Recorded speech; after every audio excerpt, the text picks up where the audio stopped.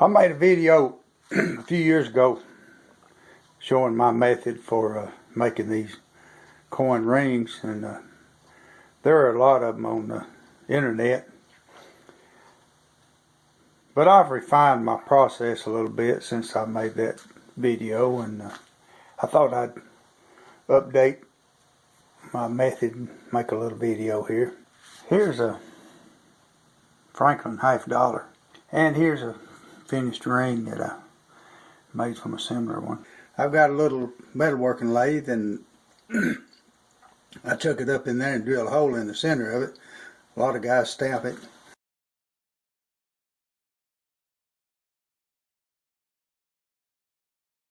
Here's what it looks like when it comes off this part of the process. This is a little deburring tool. I'll try to take that sharp edge off. I'll show you this little homemade tool. It's just a bolt, proper size. I've got them different sizes. With two nuts on it, it's beveled to hold this thing while I chuck it up in the lathe and file this reeded edge off.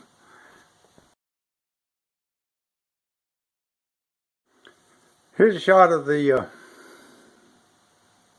coin after it comes off of the lathe and me filing the outside edge. So I'll be certain to get all the burrs off of it. Next thing I'll do is to anneal it. Heat that metal up red hot and quench it. Heat this thing up to the cherry red, maybe a dull cherry red. You can't get it too hot. I have done that. And there it is. Here are some, you can use ball bearings, or these little Delrin balls that I purchased. I turned down some cone-shaped Delrin and made this thing. It's a 25-degree bevel on it.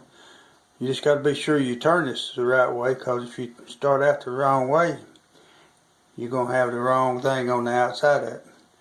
So you turn what you want to be the outside to the bottom.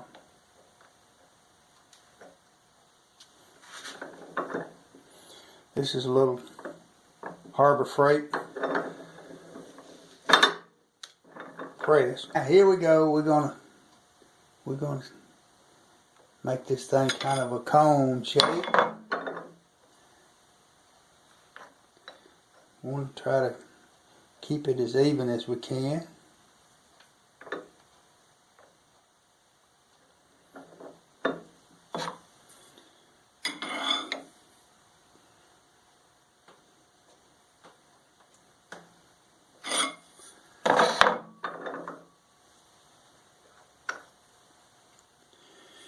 Alright, that's a pretty good start.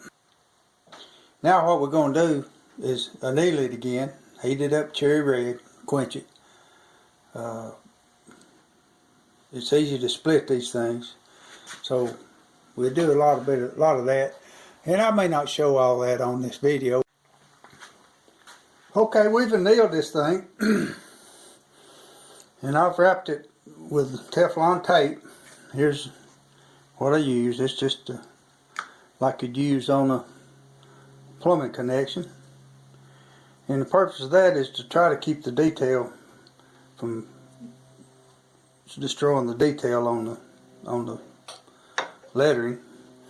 This is a little die set that I purchased from off the internet, and it's got different sizes, and what we can do is put this thing in here and push it through these dies and try to shrink it down. This ring, I'm shooting for a size 8.5 ring on this particular one, and so we'll try to squeeze this down a little bit,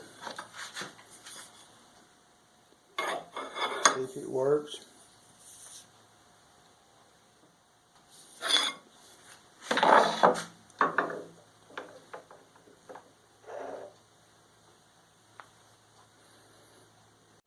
So here we are, a little further along in the process. I've annealed it and put Teflon tape around it again. I've got the large end of the thing turned down now, and I got this little piece that I've made. Got different sizes of them, but it fits around the inside edge of the coin. It helps hold it straight.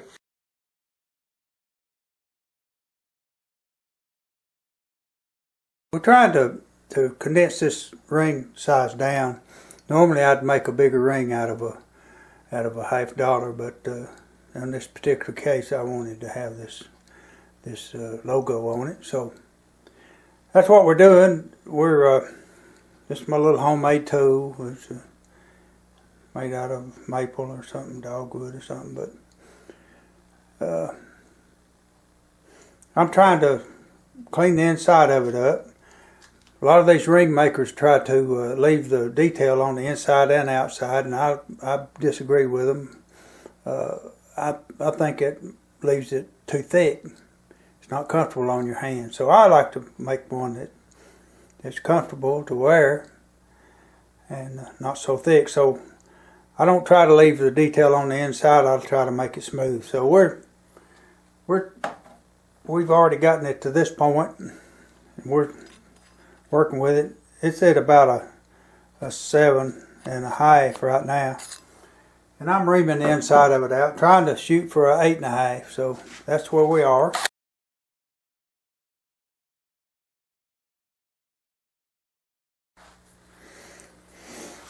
We got this thing reamed out. I don't know how much of it you can see.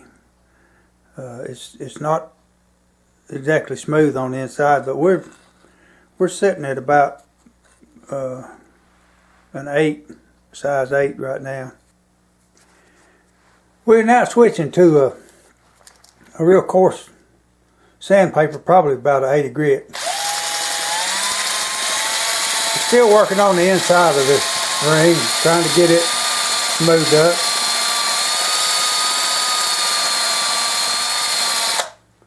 I like to get the inside of it where I want it first.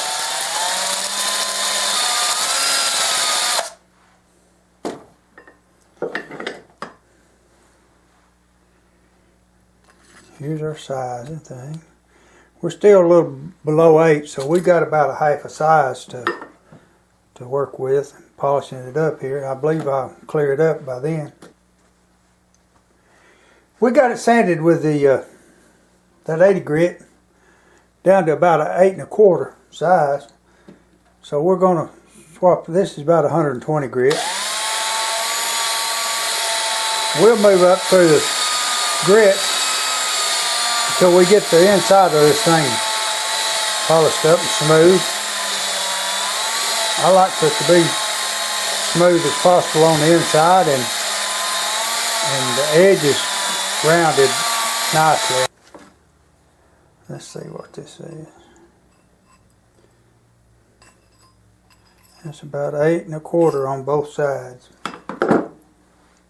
And the ring is pretty straight across, so I'm happy with that. Now we're going to go over here to the lathe and mount it on the little mandrel I've got, and round the outside edge down a little bit. This is a little homemade mandrel. I got masking tape wrapped around it, and I can push this ring up and apply this file to the edge of it, the outside edge, to kind of round it over.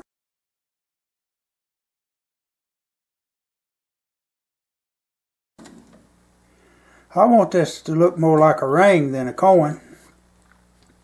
A lot of these people leave that reeded edge on there, and my goodness, that surely wouldn't be comfortable on my finger.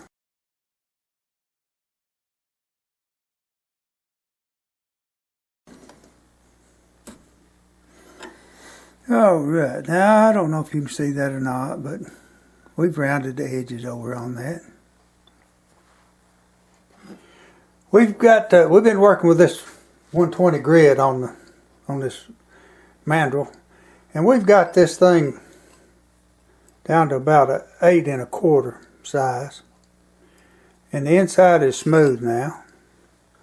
Got all the marks out of it. So what we're going to do, we're going to put it on this little ring stretcher, and we're going to stretch it out, try to get it to 8.5 so it'll fit on the fingers. That is almost there. You stretch it here just one more time. We don't snap it in two.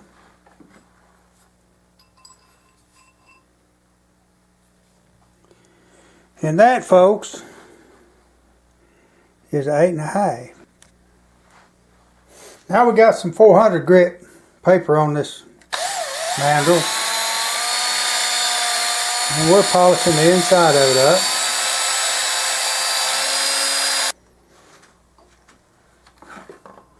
Now we're going to use this tool here.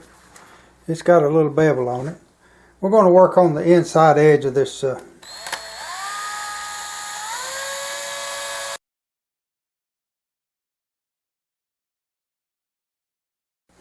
we've moved over here to our little polishing wheel. Now we're going to work on the outside edges of this ring to smooth them down.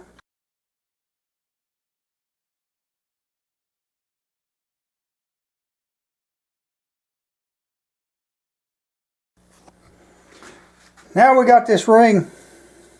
It's not a coin anymore, it's a ring. We're going to switch to a Dremel type tool. These are just some cheap ones I bought through the years. And we're going to polish the inside up to a pretty high luster.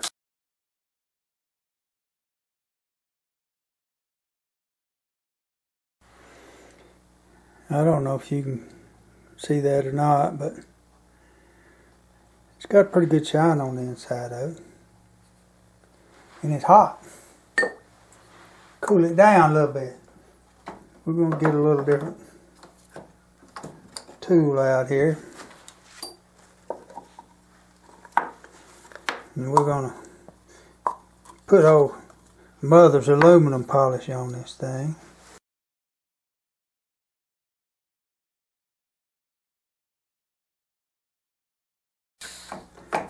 I kind of like to not fool with the outside of it any more than I have to. I believe we might be able to salvage a ring out of this.